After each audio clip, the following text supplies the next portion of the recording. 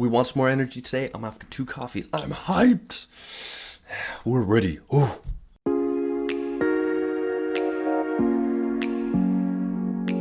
Hi guys, welcome to CYC. My name's Nathan Hayes, and today I want to talk to you about 2 different triads. So it's like 2 little mini videos into one, no extra charge. Woohoo! Okay, so first triad is kind of an easy one. It's who, what, and why.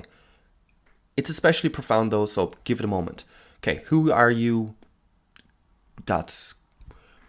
We all roughly know who we are. Even if we haven't refined it down properly yet, we all have at least one trait we apologize for on a first date. Kind of guaranteed.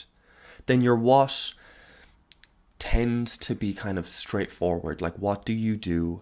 But maybe you're just filling that space in with something that's not really important at the moment, which is why we're making this video. Okay, and then we get to your why. And that's actually the problem. We always ask why last. We ask...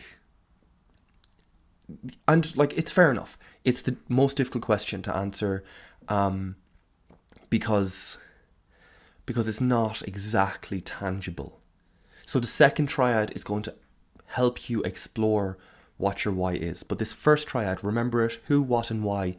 Because when you find your why, I want you to flip it. I want you to go why, what, and who. And the reason for that is your why, a good why will get you through anyhow. That. Cliche is all it is. It's kind of true. So we want to find your why. What you want to bring into the world. Like, why does the world need this? Why should you sacrifice your life, essentially? And you know what I mean? As in, like, your time, your effort, your being. Why would you sacrifice all that into this why? Or into this movement or whatever? Like, just why? Why do we need it? And then what? Because the what's going to change. Because your why can come into the world through many different ways. I want to make everyone happier or something like that could be a why.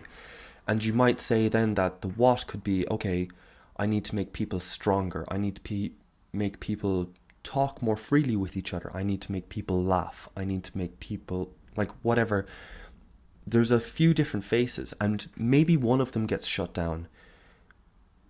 But as long as you have the why, you can just switch and just be like, okay, crap, that didn't work. But like, I'm still moving forward just with a different mechanism to bring my why into the world. And then lastly, so that's your why, your what, and then who actually comes last. Who are you? Flaws and all. So what benefits do you bring and what flaws do you bring that need to be corrected or need to be accounted for so that you can negotiate with someone else and have a partner that hopefully complements the flaws, like kind of makes up for your flaws or just complements your virtues or whatever. But like, who are you to bring to add to this movement of whatever, making people happier, or like Elon Musk of just like, I don't even know what his why is, but like, bloody hell, just advancing us fucking light years ahead of ourselves. So yeah, who are you? Are you creative, or are you kind of structured and able to organize? Are you really open to new ideas, or are you kind of more narrow focused but focused?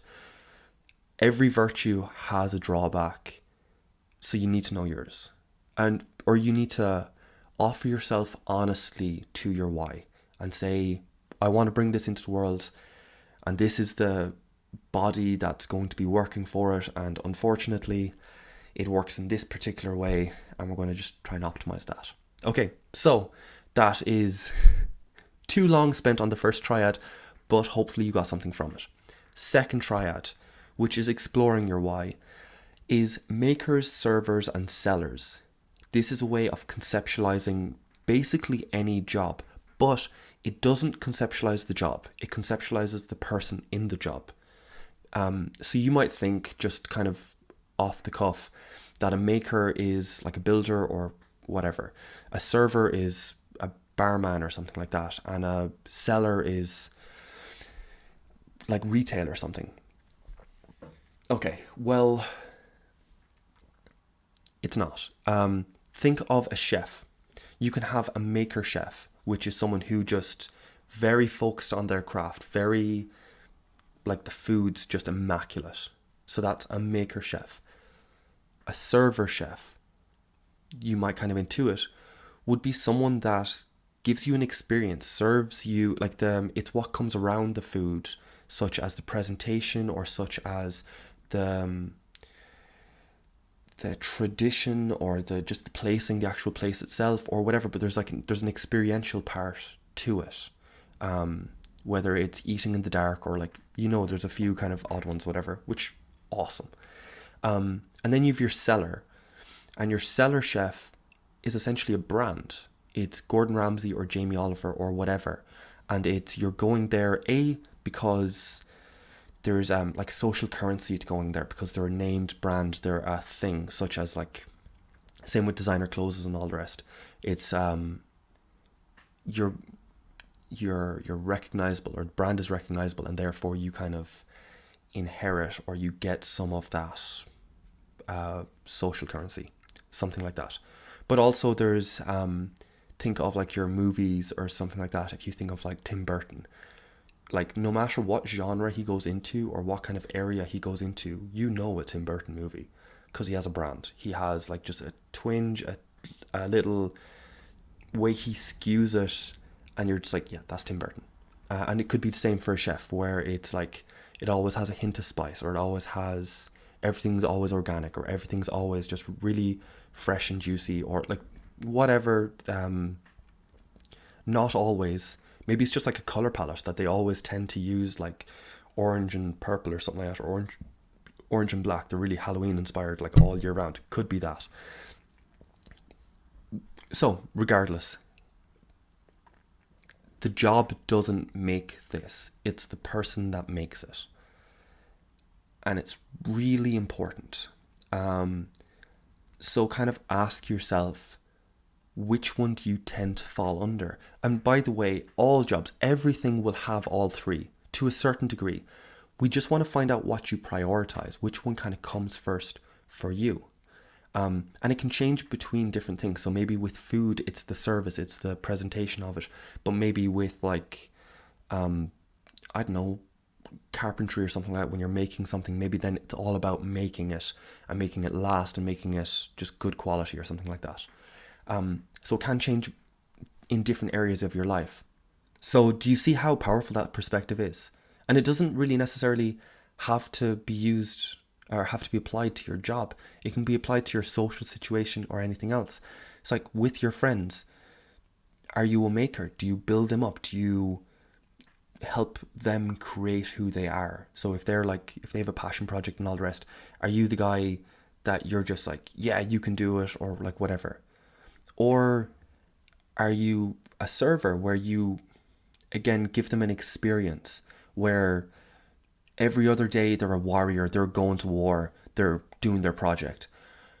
And then just when they talk to you, they get to unload all the worries, all the stresses, and just kind of be a bit more vulnerable. Or perhaps maybe it's total opposite, and David Goggins, who is probably an ass in real life, or if you had to deal with him for more than a day or two. But if you watch his videos, it's 30 minutes or whatever, you are pumped after it. That is a service. That is an experience that other people obviously appreciate, and that's how he has a business. Or, okay, so that's your maker server. Are you a seller then? Do you have a brand? Do you help reinforce their self-image? Do you, is there social currency to being around you or something like that?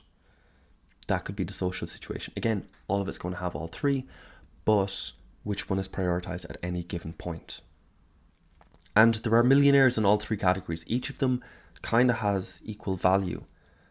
So as you go out and do whatever you're doing and you follow your why, just ask yourself, which one are you prioritizing at any given point?